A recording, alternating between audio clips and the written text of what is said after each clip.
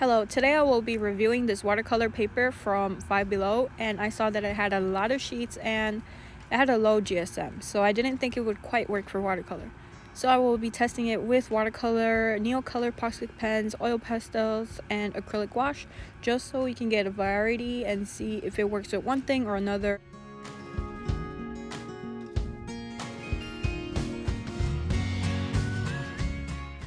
These are the prime watercolors that I will be using. These are a mixture of two of the sets that I had, and because these are quite opaque, if you add white to the watercolor it will almost turn like gouache, and that's what I did there.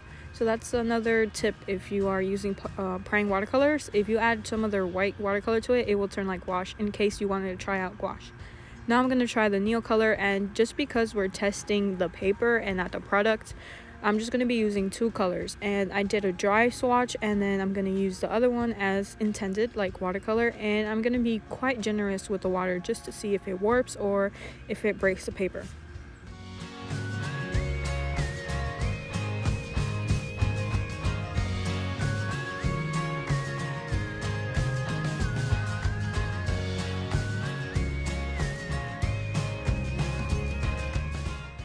Next up, we have the Posca pens, and with the Posca pens, I immediately noticed that it was eating up the paper and kind of messing up my Posca pen.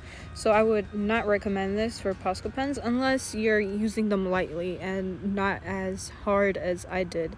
You see, the circle, I tried to do it hard and kind of like blend, and it started eating up my Posca pen and destroying the paper. So yeah, I don't know if you want to use this paper for Posca pens. Next, we have the oil pastels, and I wanted to see if this paper had enough tooth for blending and if the oil pastels will stay on the paper.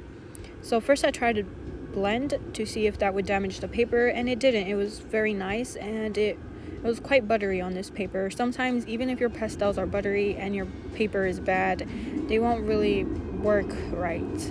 So I thought they were blending quite right, and I left quite a gap in the middle just so I can see. Now I'm going to try the smudge test just to see if this paper keeps the pigment, and it didn't really smudge. Next up, I'm going to be trying acrylic wash by Liquitex, but I am using this one specifically because this one's basically a matte acrylic. It's not really gouache. So I thought if this acrylic paint works, then any acrylic paint will work.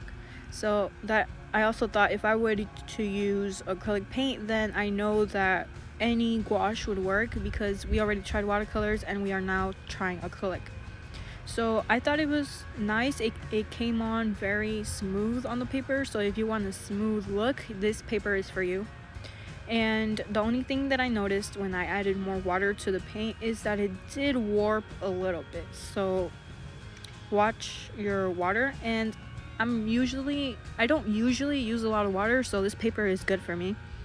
But for this section right here, I used a lot of water, and it did warp and create like a little bubble, like a little bowl. And I'll show you guys that in a minute.